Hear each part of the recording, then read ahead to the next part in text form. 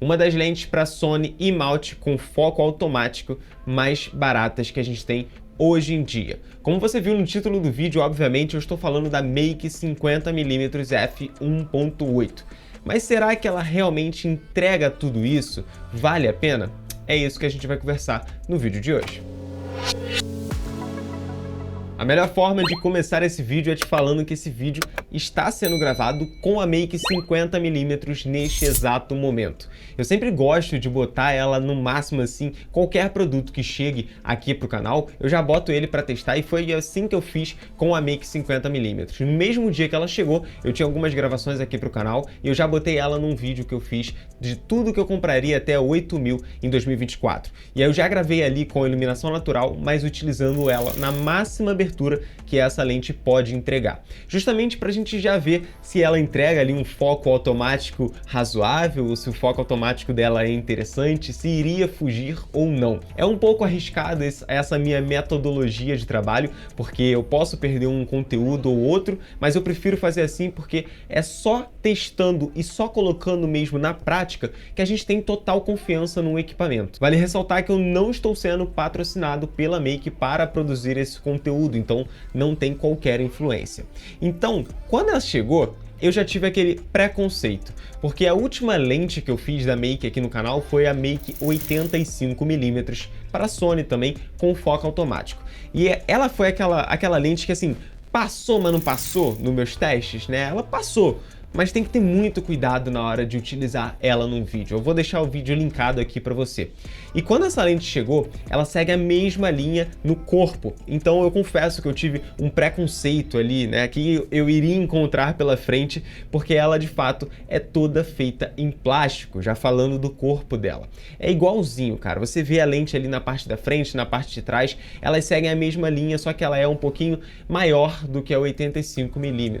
E aí, como tudo na vida, né, eu pensei, deixa de preconceito, vamos botar ela para ver se realmente ela vai me decepcionar ou se ela vai entregar bem mais do que a 85. Mas a 85 ali era a minha margem de comparação. E nesse primeiro teste que eu fiz com ela, eu gostei muito do resultado, porque diferente da 85, como eu falei, eu vou comparar em alguns momentos aqui, ela entregou um foco muito preciso mesmo na abertura máxima dela em f1.8.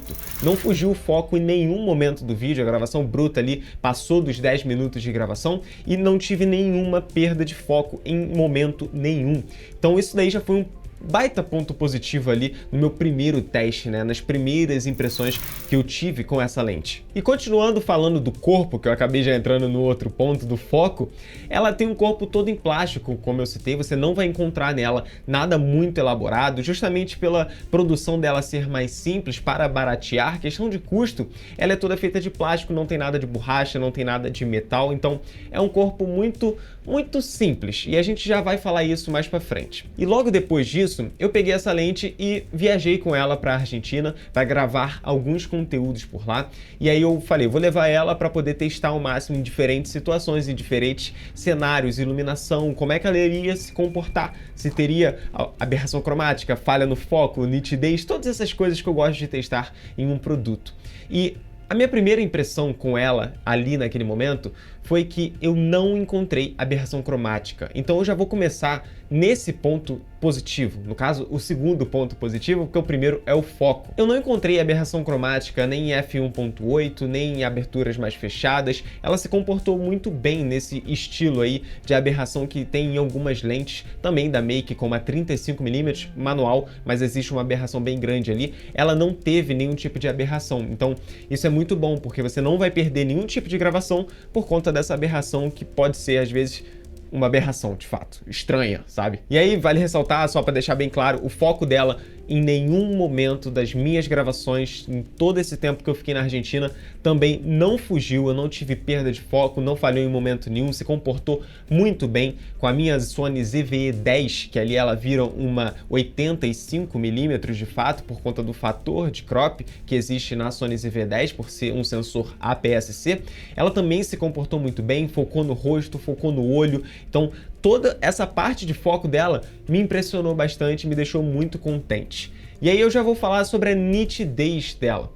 A nitidez que ela entrega é uma nitidez honesta, é uma nitidez bem interessante. Não é a melhor nitidez de todas, mas pela ótica mais simples que essa lente carrega, ela também cumpre o seu papel e também me deixou bem feliz com os resultados. Assim como esse que você está vendo no momento, como eu já falei, esse vídeo está sendo gravado com ela. Então você pode ter as suas próprias conclusões em todos esses takes e também nesse take principal, que ela entrega uma nitidez honesta, uma nitidez muito interessante. Não estou utilizando nesse momento nenhum tipo de filtro na frente dela, nem o Shimmer Diffusion que eu gosto de utilizar aqui, nem o filtro ND.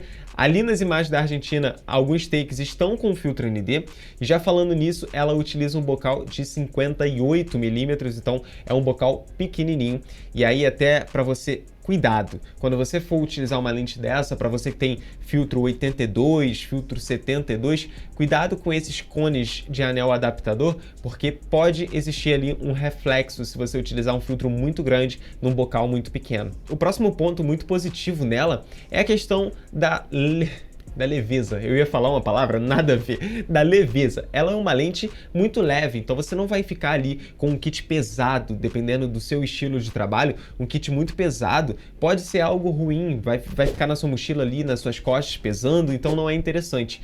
E ela ficou na minha mochila todos os dias, e eu andei muito na Argentina, né, viagem, teve um dia que a gente andou 17 quilômetros, então eu andei muito com ela na minha mochila, não me incomodou pelo fato dela ser muito leve. O último ponto positivo dela é a questão do preço.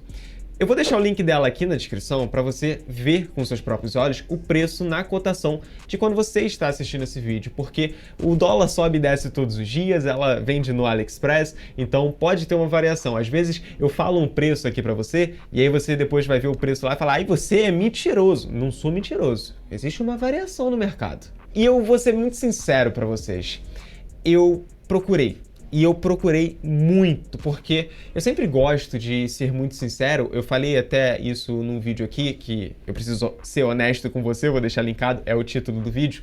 Eu fui bem honesto de fato ali, eu contei bastante coisa.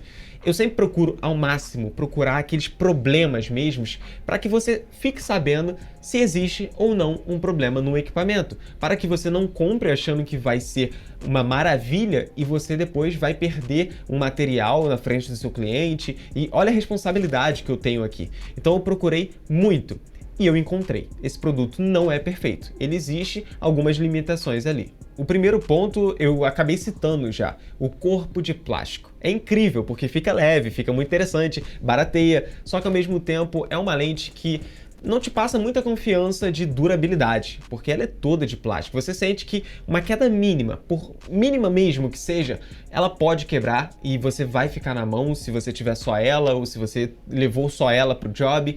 Então tenha cuidado, porque esse corpo de plástico demanda mais atenção ainda. O segundo ponto negativo que eu encontrei nela é o Focus Briefing.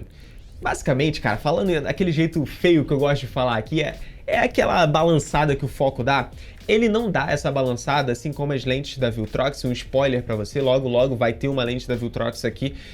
Vamos ver se ela melhorou realmente, né? Eu vou trazer um conteúdo para cá com lentes da Viltrox, mas não é aquela respirada nos pontos altos, mas é uma respirada no foco mesmo.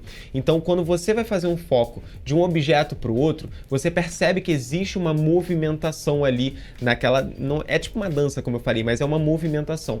Isso aí tem em algumas lentes, mas é algo que me incomoda bastante. Porque se você quer fazer uma imagem de detalhe, aquela passagem de foco de um local para o outro, é bizarro o que essa lente tem de Focus Briefing. Então vai parecer que você está se movimentando, não de fato só o foco se movimentando, e isso me incomoda um pouco. E o último ponto negativo que eu encontrei nela, isso aí não é só dela, tá? Muitas 50mm passam por essa mesma situação, mas o ponto mínimo de foco dela é muito longe.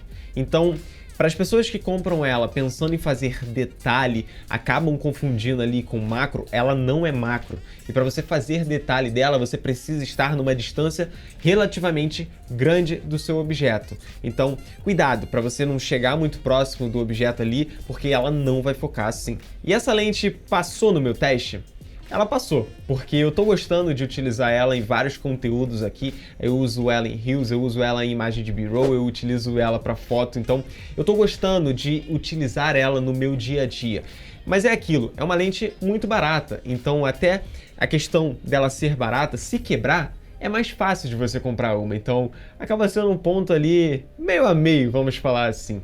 Eu vou deixar o link dela aqui na descrição, mas tenha cuidado. Lembre de todos esses pontos negativos que eu citei e também pense se de fato é uma lente que você precisa, que você tenha necessidade. Não compre só por comprar, porque senão você vai gastar dinheiro e não investir dinheiro. Então toma cuidado com isso. Se ficou qualquer dúvida sobre essa lente, você pode deixar aqui nos comentários, que vai ser muito legal ter essa troca com você. Eu adoro esses tipos de comentários, eu vejo a sua opinião, o que você achou, é muito interessante.